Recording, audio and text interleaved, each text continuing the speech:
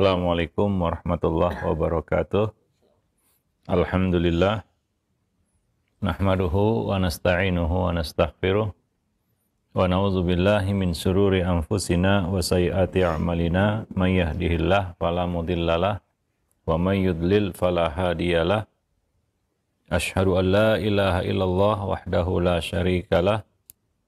Wa asyhadu anna Muhammadan abduhu wa rasuluh la nabiyya ba'dah. Amma ba'du. Para pemerhati roja, kaum muslimin dan muslimat yang dimuliakan Allah, alhamdulillah, segala puji hanyalah milik Allah, Rabb semesta alam. Salawat dan salam atas Nabi kita Muhammad sallallahu alaihi wasallam, atas keluarga beliau, sahabat beliau, dan umat beliau sampai hari kemudian. Jamaah yang dimuliakan Allah, pada kesempatan pagi ini kita kembali bertemu masih bersama buku Mencetak Generasi Rabbani. Kita sampai pada bab lampiran, poin yang kelima, yaitu kalimat-kalimat ataupun kata-kata yang tidak patut diucapkan dan seharusnya tidak diucapkan. Ya, tentunya di dalam mendidik anak, ya, kadang-kadang banyak emosi yang terkuras. Ya, kita terdorong untuk marah dan kadang-kadang terlontarlah kata-kata atau kalimat yang sebenarnya kita tidak berniat untuk mengatakannya atau mengucapkannya.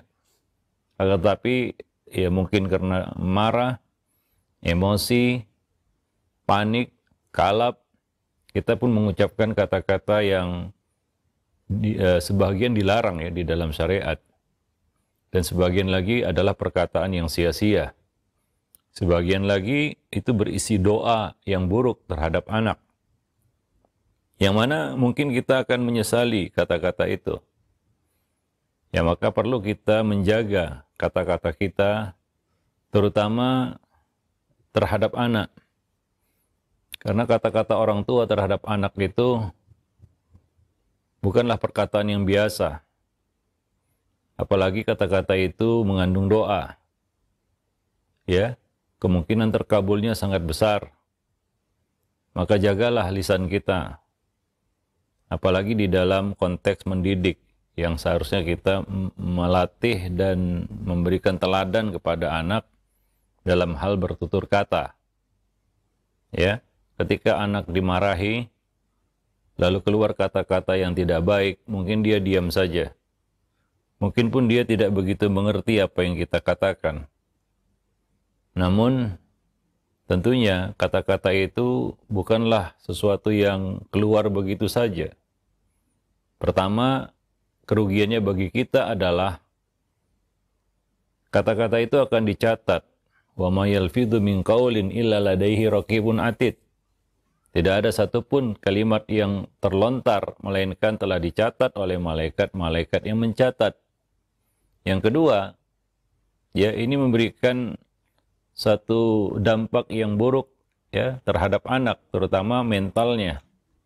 Ya, ketika dia diserang dengan kata-kata ataupun ya direndahkan dengan kata-kata, orang-orang mengatakan, ya, memang lidah tak bertulang, tapi dia lebih tajam daripada sembilu. Ya. Nah, terlukanya perasaan anak, hati anak karena kata-kata itu mungkin lebih berat daripada mungkin ya karena ya kita katakan pukulan ataupun gangguan secara fisik. Ya. Nah, demikian itu akan membekas dalam hatinya. Itu yang kedua. Yang ketiga, yang lebih parah lagi adalah jika kata-kata itu mengandung hal-hal yang buruk. Misalnya doa, kutukan, laknat, ya, dan sejenisnya. Maka boleh jadi kata-kata itu makbul, diijabahi, dan terjadi. Atau malaikat-malaikat mengaminkannya dan benar-benar terjadi seperti apa yang kita katakan. Padahal kita tidak bermaksud untuk mengatakannya. Dan kalau kita pikir dalam-dalam, kita menyesalinya. Ya, maka jagalah lisan. Ya, karena ya banyak orang-orang yang tergelincir jatuh dalam neraka karena ketergelinciran lisan. Ya, karena dosa lisan. Maka di sini kita akan rangkum ya beberapa contoh di sini ya. Beberapa kalimat-kalimat yang sebenarnya tidak patut untuk diucapkan. Ya. Misalnya, jangan katakan semoga Allah memberimu musibah atau Allah tidak mengampunimu ketika kesal terhadap anak. Ya. Nah, ya ini biasa ya dikatakan oleh seseorang ketika marah. Ya, ini terjadi ya dalam suatu kisah yang disampaikan oleh Abu Hurairah radhiyallahu anhu. Ya, ia berkata kepada muridnya ataupun sahabatnya yaitu Domdom, ya, Abu Hurairah berpesan kepadanya, "Hai Domdom, jangan kamu katakan Allah tidak kepada seseorang ya, Allah tidak mengampunimu. Ya, Allah Subhanahu wa taala tidak memberikan ampunan kepadamu, Allah tidak memaafkanmu." Jangan katakan seperti itu kepada seseorang. Ya, apalagi itu anak kita. Domdom berkata kepada Abu Hurairah, "Wahai Abu Hurairah, sesungguhnya itu adalah kata-kata yang biasa diucapkan seseorang ketika dia marah." Ya, momen keluarnya kata-kata seperti ini adalah ketika marah. Ya, maka Abu Hurairah mengatakan, menjelaskan kepadanya, jangan kamu katakan itu. Ya, karena aku mendengar Rasulullah SAW bersabda. Kemudian Abu Hurairah menyampaikan riwayat dari Nabi ya tentang kisah dua orang dari kalangan Bani Israel yang bersaudara. Yang satu buat maksiat, yang satu rajin ibadah. Yang rajin ibadah selalu menasihati yang buat maksiat. Berulang-ulang ia nasihati hingga akhirnya satu ketika dia melihat saudaranya itu melakukan dosa besar. Maka kembali seperti biasa dia menasihatinya, namun tetap ditolak seperti biasa juga. Nah, disinilah ya, dia marah dan dia melontarkan kata-kata yang tidak patut. Dia berkata, Allah tidak akan mengampunimu. Ternyata kalimat itu membuat Allah murka dan menjadi sebab dia masuk ke dalam neraka.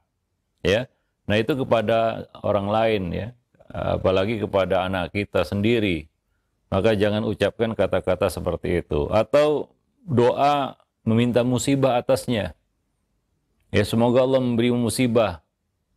Ya, nah ini ya kalau dia dapat musibah, mungkin yang repot kita juga. Ya, kita doakan anak kita dengan doa keburukan. Ya, kena musibah kamu.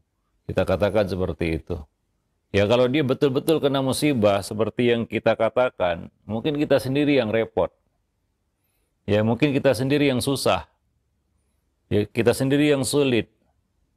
Ya, sementara kita sendiri yang mengucapkan itu untuk anak kita.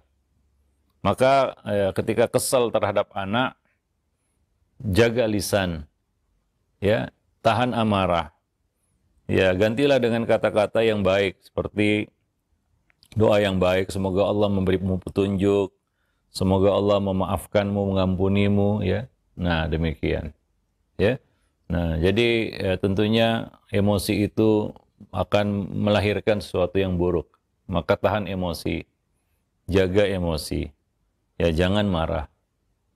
Demikian pula kata-kata dasar kamu anak bodoh, anak tolol, anak dungu. Ketika anak tidak mengerti apa yang kita perintahkan. Bodoh kali kan begitu ya. Tolol, dungu, kita katakan seperti itu. Dan kita tujukan itu kepada anak. Ya. Nah, ini kan doa ya. Ini merupakan celaan, hinaan. Nabi mengatakan laisal mu'min bit-ta'an walal la'an walal fahish walal badi'. Seorang mukmin itu bukanlah orang yang suka mencela, suka melaknat, suka berkata keji dan berkata kotor. Ya. Nah, kata-kata seperti ini mungkin ya, kembali lagi diucapkan ketika kita kesal sama anak karena dia tidak mengerti apa yang kita perintahkan. Ya, tidak mengerti apa yang kita maui. Maka kita pun karena kita merasa orang tua dan punya hak untuk memerintah, kita pun kesal, kita pun marah. Lalu keluarlah kata-kata seperti itu, bodoh, tolol, dungu. Yang mana tujuan dari perkataan itu adalah mengatakan si anak itu dengan sifat-sifat seperti ini. Ya, dan ini bisa jadi doa. Dan apabila doa itu dikabulkan, kita sendiri yang merana ya, kita sendiri yang menyesali apa yang kita katakan. Ya, maka gantilah itu dengan kata-kata misalnya bagus, kamu pintar, cerdas ya. Nah dan bimbing dia ya. Nah, untuk mengerti ya. Ya, kamu anak pintar, sini diajari. Nah, begitu. Ya, ini maksudnya. Nah, seperti itu. Ya, bukan ya melampiaskan kekesalan dengan kata-kata seperti itu. Ya, wallahu a'lam bishawab. Atau kita mengatakan kepadanya mampus, mati, celaka, kan begitu ya. Ketika anak terkena dampak dari perbuatannya sendiri. Ini kata-kata kan buruk ya. Mungkin orang tua kesel ya, karena kadang-kadang anak-anak itu kan ya nggak bisa dikasih tahu kata orang tuanya, kan begitu ya. Sudah dilarang tapi dilakukan. Ya namanya anak-anak ya. Ada rasa penasaran, ya orang tuanya melarang dari satu bahaya, tapi ternyata anak itu ya memang begitulah ya. Penasaran dia, ya. Ya kita katakan jangan pegang, dipegangnya, jangan keluar, dia malah keluar, kan begitu ya, jangan lompat, dia malah lompat, dan seperti itu. Ya, nah kemudian dia celaka, ya, karena dampak dari perbuatannya sendiri. Ya, lalu orang tua kadang-kadang kesel ya, lalu mengatakan ya kata-kata yang tidak baik ya, seperti mampus, mati, celaka, dan sejenisnya. Ya, nah demikian. Wallahu alam. Namun gantilah itu dengan ucapan semoga Allah menjagamu, semoga Allah Subhanahu wa taala memberimu keselamatan, memberimu kesehatan, semoga Allah memberkatimu dan sejenisnya ya. Nah, jadi doa-doa yang baik ya. Doa-doa yang baik. Nah, demikian. Ya, alhamdulillah Allah masih menjagamu, kan begitu ya. Nah, alhamdulillah ala kulli hal. Ya, begitu, itu yang kita ucapkan ya. Ketika terjadi sesuatu yang tidak kita inginkan ya atas anak kita misalnya ya. Alhamdulillah ala kulli hal. Ya, ini kan memberikan satu pelajaran juga kepada anak. Ya, bahwa kalau terjadi sesuatu yang tidak diinginkan, maka ucapannya adalah ini, begitu ya. Dan juga doa-doa yang baik ya. Semoga ya dengan itu mungkin dia sadar ya bahwa tindakannya itu bisa membawa bahaya bagi dirinya ya. Nah, demikian. Atau jangan katakan ya kata-kata dasar anak yang tak tahu diuntung, dasar anak tak tahu diri, tak tahu adab, kurang ajar dan lain-lain ya, ketika ia mengusik ketenangan kita atau dia mengganggu teman mainnya misalnya ya. Nah, lalu kita katakan kata-kata seperti itu. Ya, mayoritas kata-kata seperti ini keluar dari orang tua ketika marah dan kesal ya. Nah, maka dari itulah kita ya harus betul-betul bisa menahan emosi ya dan menjaga diri kita dari kemarahan ya. Nah, akan tapi gantilah itu dengan kata-kata kemarilah ya, minta maaf pada ayah atau ibu ya. Nah, demikian. Ya, minta maaflah pada temanmu ya. Nah, seperti itu. Ya, bukan menghardiknya ataupun menghakiminya dengan kata-kata seperti itu ya.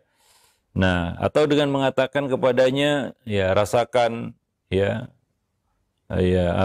ataupun diam, dasar anak cengeng, anak manja ya, ketika anak nangis karena jatuh ataupun mengaduh karena sakit.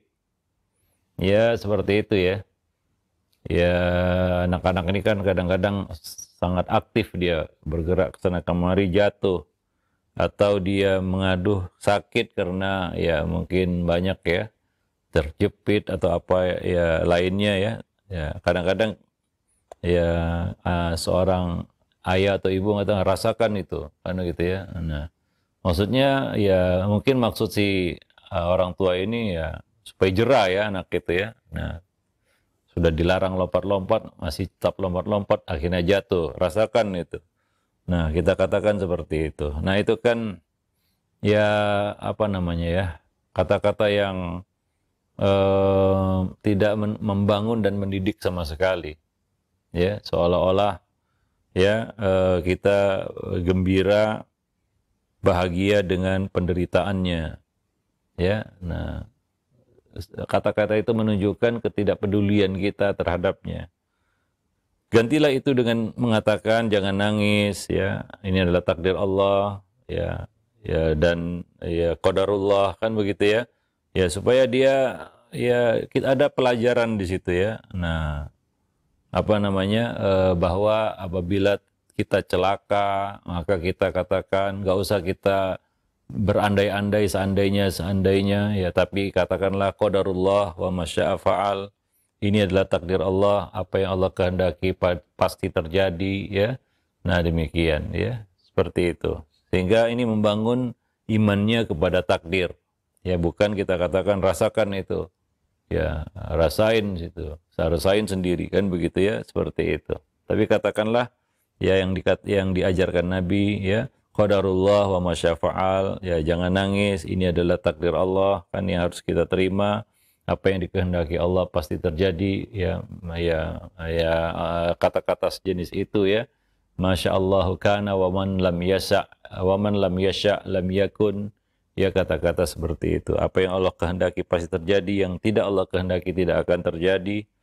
Nah seperti itu, dan ini akan membangun imannya kepada takdir ya, bahwa segala sesuatu itu terjadi atas takdir Allah Subhanahu wa taala ya. Atau kata-kata yang sering diucapkan juga anak kurang ajar ya, ketika dia berbuat jahil ataupun berbuat keji ya, anak buat salah ya. Ini harus dimaklumi oleh para orang tua bahwa anak itu akan buat salah.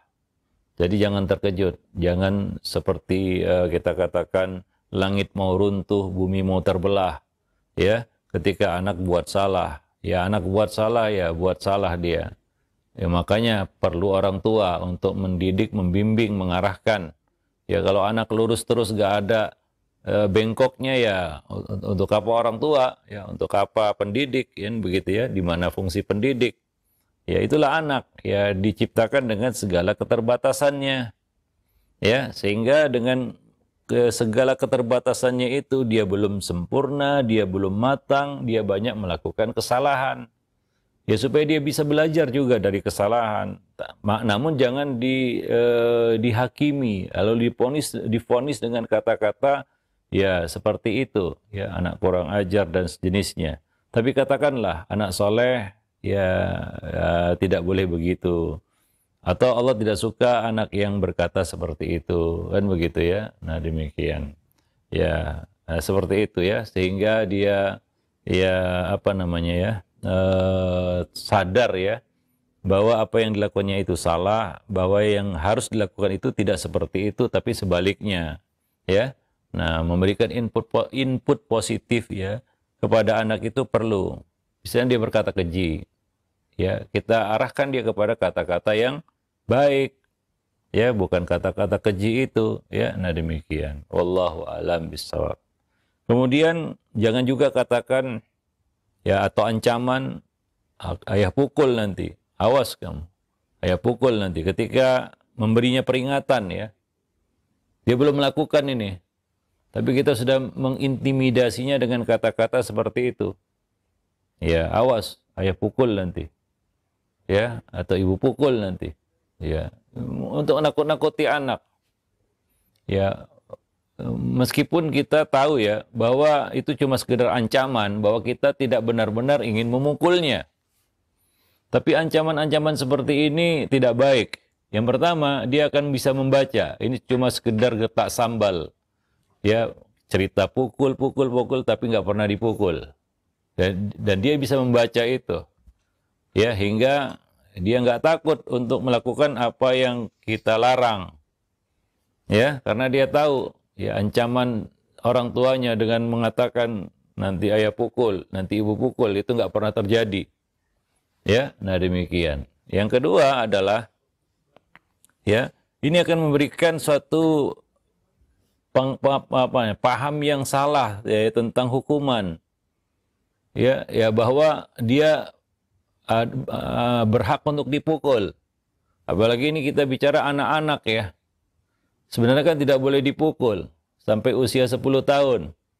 Nah ini anak-anak kecil kadang-kadang diancam dipukul kan begitu ya. Dia berasumsi apa? Bahwa saya berhak untuk dipukul. Padahal dia tidak berhak untuk dipukul. Ya para pemerhati roja kaum muslimin dan muslimat yang dimuliakan Allah. Taib. Nah kemudian kata-kata itu juga bisa mustajab ya. Walaupun ini kan ancaman ya, bukan doa ya. Tapi ketika kita selalu mengatakan itu, pukul, lama-lama terdorong juga kita untuk benar-benar memukul. Padahal sebelumnya kata-kata ini cuma sekedar ancaman, ya, nggak benar-benar mau mukul. Tapi kalau keseringan, ya, sikit-sikit ancaman mau pukul, itu akan membentuk suatu perintah ya dalam otak untuk pukul. Suatu ketika mungkin pada saat marah, pada saat kita kesal, maka keluarlah perintah untuk pukul ini. Karena itulah yang sering kita ancamkan kepada anak, ancaman yang kita sering berikan kepada anak. Maka kita pun akhirnya memukul, padahal sebenarnya tidak boleh memukul. Ya wallahu alam bisawab. Ya. Nah, tapi katakanlah, nak, jangan sampai Allah marah kepadamu, ya. Perkenalkan bahwa Allah tidak suka dengan hal-hal buruk seperti itu, dan itu akan membuat Allah murka dan marah. Nah, demikian ya. Jadi bukan menunjukkan kemarahan kita bahwa saya marah, ya ayah marah, ya, tapi katakan jangan sampai Allah marah kepadamu. Bahwa yang lebih menakutkan kalau marah itu Allah Subhanahu wa taala, bukan kita. Ya, nah kita ancam anak kita dengan awas, ayah marah nanti. Ya marah kita itu nggak menakutkan sebenarnya. Marah manusia itu nggak menakutkan. Awal mungkin menakutkan, kedua, ketiga, keempat, kelima marah kita jadi lelucon mungkin bagi anak ya. Nah demikian, atau jadi bahan tontonan ya marah kita itu. Nah jadi jangan ancam anak itu dengan kemarahan kita. Ya, tapi ingatkan dia dengan kemarahan Allah Subhanahu wa taala. Nah, ini akan membangun hubungannya dengan Allah Subhanahu wa taala dan menambah imannya kepada Allah Subhanahu wa taala. Bahwa yang patut kita takuti itu adalah kemarahan Allah, bukan kemarahan manusia. Supaya dia takut kepada Allah, bukan takut kepada orang tuanya, ya. Bukan takut kepada ayah ibunya, tapi takut kepada Allah yang membuat dia ya menghormati ayah bundanya, ya, karena takut dia kepada Allah Subhanahu wa taala. Jadi ini untuk menanamkan rasa takut kepada Allah. Ya. Kita katakan kepadanya, jangan sampai Allah marah kepadamu, ya, takutlah kemarahan Allah Subhanahu wa taala. Ya, nah seperti itu ya. Nah, ingatkan dia kepada Allah Subhanahu wa taala. Ya, jangan ya kita mengancamnya dengan ancaman-ancaman yang ya kita katakan tidak ada maknanya ya. Ya awas ayah pukul nanti. Ya hukum nanti. Marah ayah nanti. Ya, nah menakut-nakuti dia dengan hukuman kita dan kemarahan kita. Padahal ya seberapa bisa kita memberi hukuman dan seberapa tahan kita marah. Ya, nah demikian. Wallahu a'lam bishawab. Apalagi kalau kita nanti sudah tua, nggak bisa marah lagi, nggak bisa mukul lagi, ya maka ya anak akan berani ya ketika ini biasa ya orang tuanya mengancam dengan kata-kata seperti itu, ya lalu dia lihat orang tua aja ini sudah nggak berdaya ya, ya apalagi anak itu sudah remaja atau dewasa, dia tahu itu ayahnya udah nggak kuat dulu lagi. Nggak segarang dulu lagi, marah pun nggak menakutkan lagi. Dulu ya ngeri, sekarang udah nggak menakutkan lagi. Apalagi anaknya sudah besar, dianggap angin lalu aja kemarahan orang tuanya. Nah ini karena orang tua selalu mengumbar marahnya. Lalu dia mengatakan, marah nanti ayah, marah nanti ibu, awas, marah nanti ayah, marah nanti ibu, dan jenisnya ya. nanti ayah pukul, nanti ibu pukul dan sejenisnya. Tapi katakanlah jangan sampai Allah marah padamu, jangan sampai Allah murka kepadamu. Ya takutlah akan hukuman Allah Subhanahu wa taala. Nah, demikian, wallahu alam bissawab. Nah, kemudian kata-kata yang tidak baik juga adalah mengkambing hitamkan anak. Ya, nah ini bersumber dari jiwa yang lemah sebenarnya. Ya terutama ya lemahnya iman kepada takdir. Ya seperti seorang tua yang berkata kepada anaknya, ini semua gara-gara kamu ini. Ini gara-gara kamu. Ketika terjadi sesuatu yang tidak kita inginkan, ya, nah jangan melimpahkan ya kesialan kepada orang lain. Ya, nah ketika terjadi sesuatu yang tidak kita inginkan, ya Nabi mengajari kita beberapa kata-kata ya. Jika terjadi sesuatu yang kita inginkan, maka yang kita baca adalah alhamdulillah alladzi bi ni'matihi tatimmus shalihat. Nah, ketika terjadi sesuatu yang tidak kita inginkan, maka kita baca seperti yang diajarkan Nabi ya, alhamdulillah ala kulli hal. Nah, ini yang harus kita biasakan, latih anak untuk mengucapkan kata-kata itu. Ya, jangan mengajari anak untuk ya biasa mencari kambing hitam. Ya, semua digara-garai kalau terjadi sesuatu yang tidak diinginkan atau terjadi sesuatu yang ya kita katakan betul-betul ya buruk bagi kita atau takdir yang buruk. Ya, nah demikian. Ya, nah atau kita buat salah misalnya. Ya, jangan dilimpahkan kesalahan kepada anak. Ya, nah ini adalah kata-kata yang harus kita hindari. Ya, nah jangan katakan ini semua gara-gara kamu ikut ini gini begini. Ya, tadi sudah dilarang, sudah dikatakan jangan ikut juga nih gara-gara kamu. Jadi dilimpahkan kesalahan itu kepadanya. Ya, padahal ya mungkin ya apa yang terjadi itu tidak ada kaitannya dengan dirinya, kehadirannya, keikutsertaannya. Ya cuma kita kesal aja ya, lalu kita gara-garai anak itu, kita kambing hitamkan anak itu. Nah ini sangat buruk ya, yang membuat dia juga merasa bersalah, kemudian padahal nggak salah sebenarnya, ya atau ya dia akan kecewa ya, padahal yang tadi mempersilahkan ikut ayahnya dan ibunya kan begitu ya, ketika dia ikut ya malah digara-garai kan begitu ya. Nah demikian, wallahu alam bisawab. Ajari dia kata-kata yang menanamkan dan menumbuhkan iman kepada takdir. Karena takdir ada dua ya, yang baik dan yang buruk. Dua-duanya harus kita terima. Ya takdir yang baik mudah diterima. Yang agak susah diterima itu takdir yang buruk.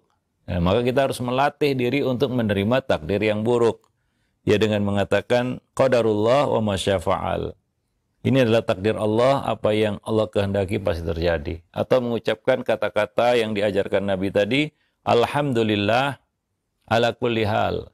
Segala puji bagi Allah atas setiap keadaan, bagaimanapun keadaannya, bagaimanapun ceritanya, ya tetap alhamdulillah. Nah, ini tentunya ya akan memperkuat hubungan anak itu dengan Allah Subhanahu wa taala dan akan mempertebal imannya kepada takdir. Ya, bahwa dia siap untuk menerima takdir yang baik, ya, dia siap menerima takdir yang buruk sebagaimana dia siap menerima takdir yang baik, ya. Wallahu a'lam bishawab.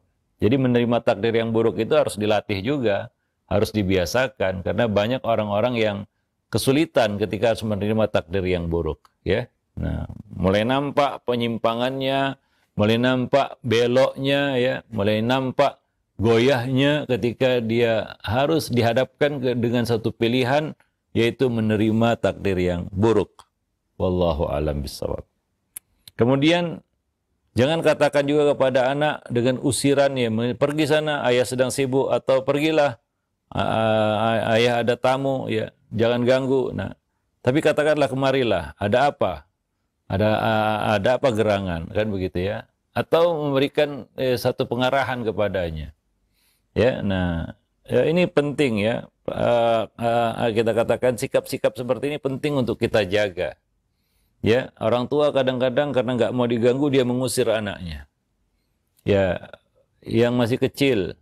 Nabi tidak pernah mengusir anak-anak ya, walaupun mereka melakukan apa yang mereka lakukan.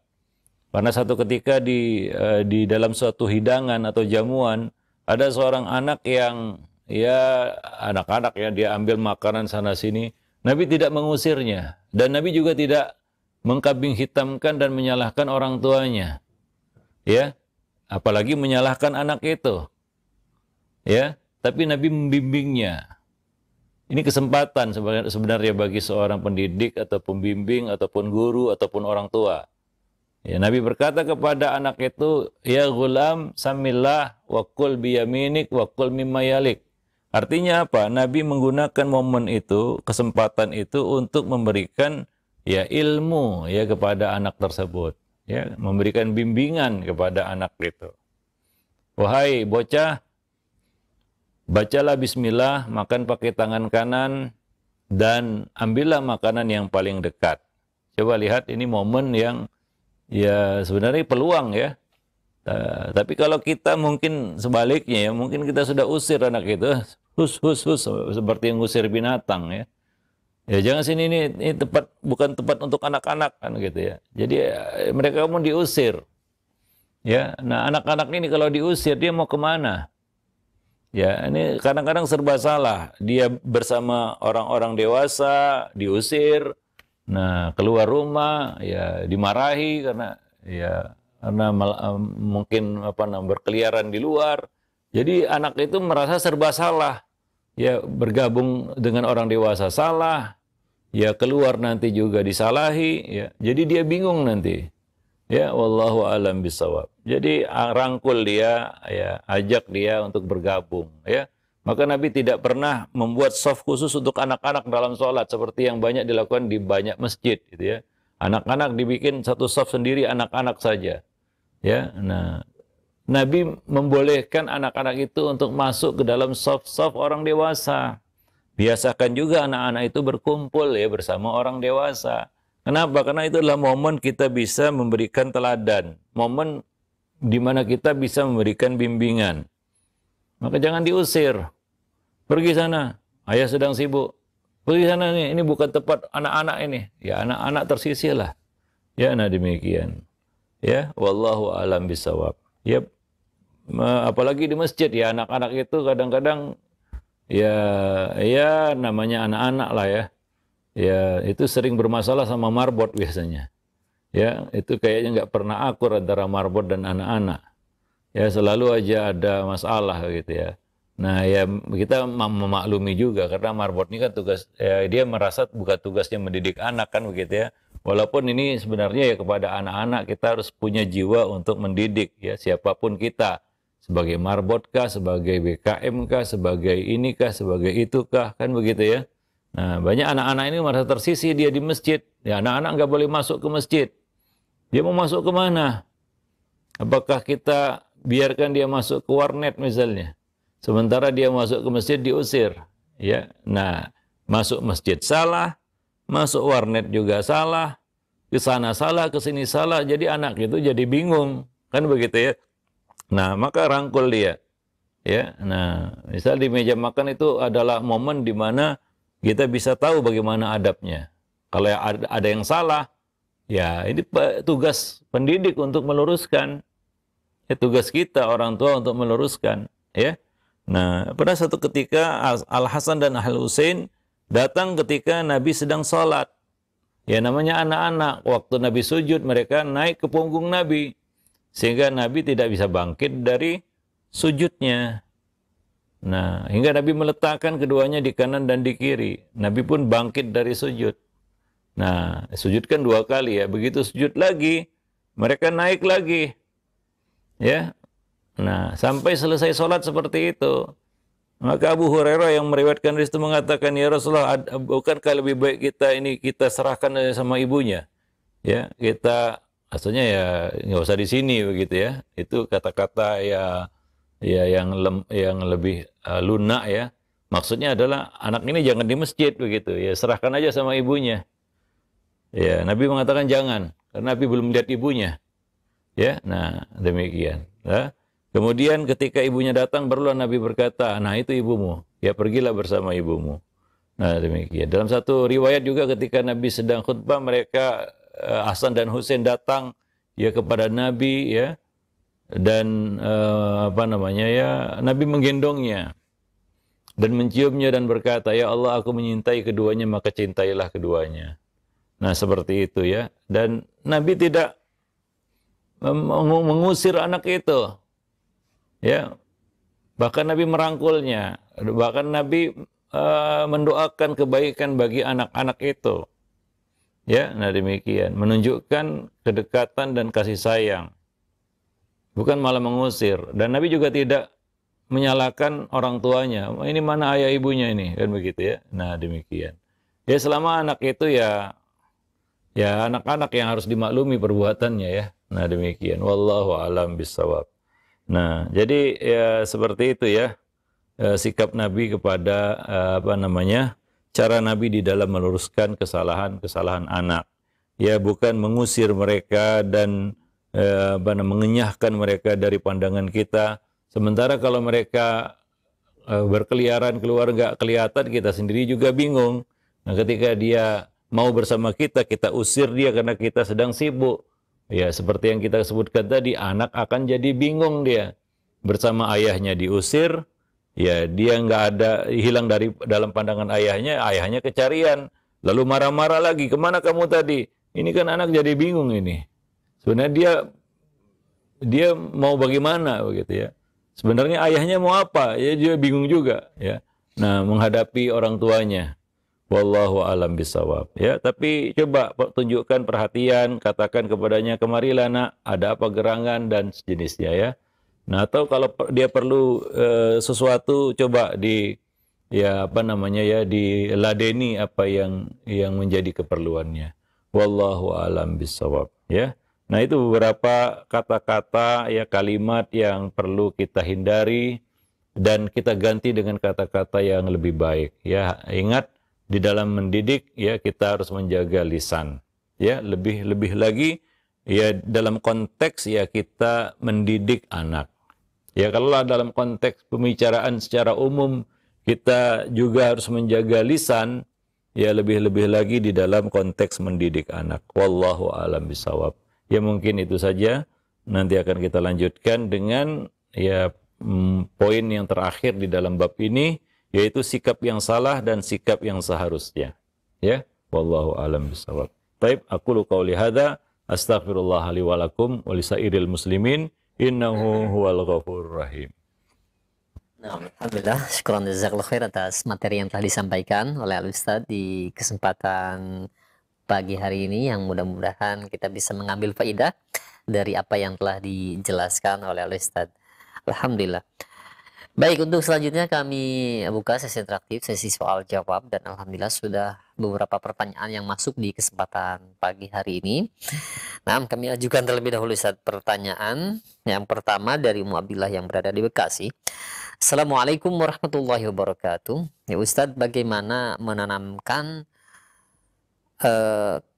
masalah takdir kepada anak, karena pergaulan di sekolahnya itu terlihat seperti timpang dengan mereka dan anak orang kaya, sehingga anak kami merasa malu jika membawa sesuatu barang yang memang harus dibawa ke sekolah, tapi ternyata harganya lebih murah dan bisa dikatakan lebih jelek daripada teman-temannya, sehingga ada rasa malu dalam diri anak. Bagaimana cara memahamkan masalah hal seperti ini? Ya, menanamkan hal-hal yang ya kita katakan masuk dalam kategori a'malul qulub ya, iman, keyakinan, kepercayaan diri dan lain sebagainya, itu tidak bisa instan. Ya, tidak bisa dilakukan dalam satu waktu ya. Itu perlu waktu untuk kita tanamkan kepadanya. Misalnya menanamkan kepercayaan diri dan mengusir rasa minder. Nah, ini perlu ya terus ya kita katakan penanaman ataupun menanamkannya secara berkesinambungan ya, membangun mental itu pada anak, yaitu mental percaya diri ya, dan merasa bersyukur atas apa yang Allah beri ya, karena hal-hal seperti ini amalul qulub Itu bukan seperti kita melatih tangan dan kaki. Ya kita bisa lihat tangannya, kakinya sudah lincah atau belum. Kan begitu ya. Kalau kita melatih, ya kita katakan jasmaninya ya. Kita bisa lihat, wah larinya sudah kenceng sekarang. Wah ini kurang ini itu. Bisa kita lihat. Tapi kalau hati gimana kita bisa lihat dia? Hatinya gimana? Ya, ya rohaninya ataupun ya ini sisi lain dari manusia itu rohani selain jasmani ya, hati ya, qalb ya. Jadi a'malul qulub itu butuh waktu yang panjang untuk menanamkan sesuatu padanya, membiasakan hati dengan suatu perbuatan atau suatu amalan. Ya, misalnya mengajarkan ikhlas itu tidak bisa instan. Pelan-pelan ditanamkan ikhlas itu. Menanamkan rasa berani, menanamkan rasa takut kepada Allah, menanamkan rasa bersyukur kepada Allah Subhanahu wa taala. Ya, menanamkan rasa malu kepada Allah Subhanahu wa taala. Ya, iman kepada Allah, kepada takdir Allah Subhanahu wa taala. Itu semua amal hati. Ya, dan nggak bisa ya kita pantau perkembangannya bagaimana ya kalau seperti kita bisa memantau ya kelincahan jasmaninya ya. Nah demikian. Artinya apa? Ini perlu waktu yang panjang. Maka dari itu sedari kecil sudah ditanamkan.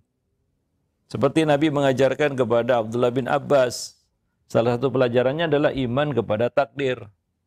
Seandainya manusia berkumpul ingin menimpakan keburukan, mereka tidak akan mampu melakukannya kecuali sesuatu yang telah Allah takdirkan atas dirimu. Ini untuk menanamkan kekuatan ya dalam hatinya ya bahwa iman kepada takdir itu adalah satu modal yang sangat penting dalam kehidupan. Sehingga dia bisa bertawakal ya karena orang itu bisa bertawakal karena dia membiasakan diri untuk tawakal. Dia nggak bisa muncul spontan kadang-kadang.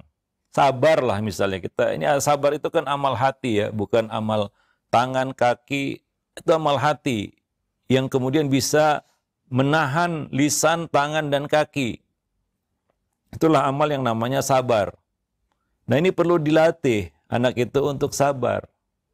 Ya, nah sehingga ya dari kecil sudah terbangun amal-amal hati ini, tawakal, sabar, ikhlas, ya, iman kepada takdir, menerima takdir, ya, ridho kepada Allah Subhanahu wa taala, takut kepada Allah, rasa cinta kepada Allah Subhanahu wa taala, itu semua amal hati.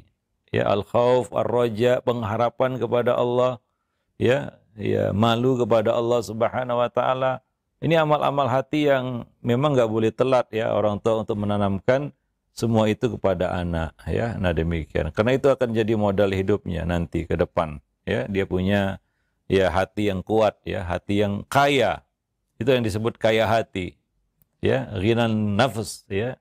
Laisa al-ghina an kasratil ard walakinnal ghina ghinan nafs, hati yang kaya. Karena hati ini memiliki sabar, qanaah, syukur, khauf, roja, al-mahabbah dan lain-lain yang tidak dimiliki oleh hati yang lain ya.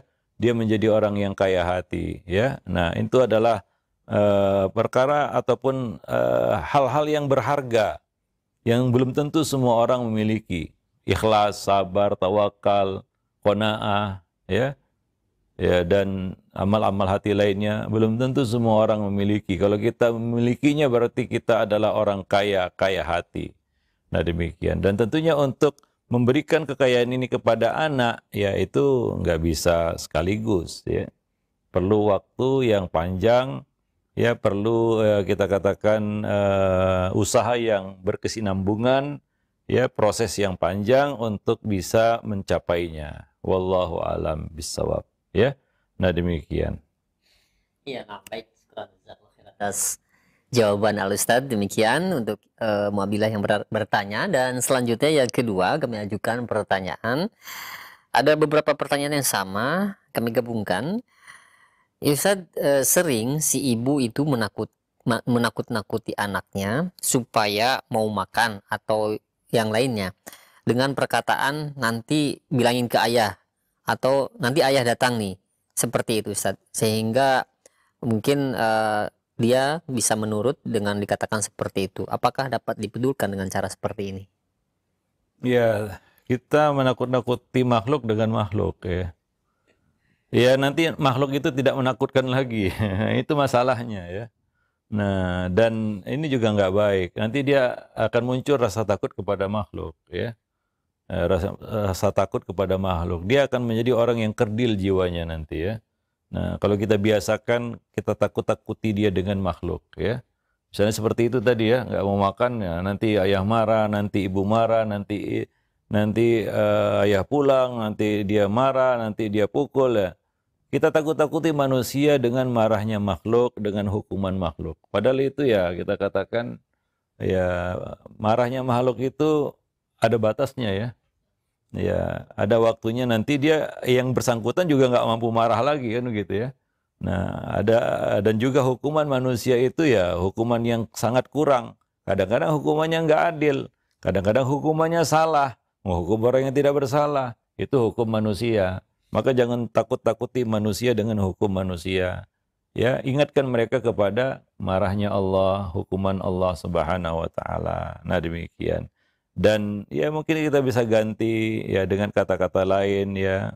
Ya nanti Allah suka padamu kan begitu jika kamu makan. Ya nanti Allah marah padamu. Nah seperti itu ya. Nah demikian. Jadi ya sembari juga kita menanamkan iman kepada perkara gaib, yaitu iman kepada Allah Subhanahu wa taala kan begitu ya.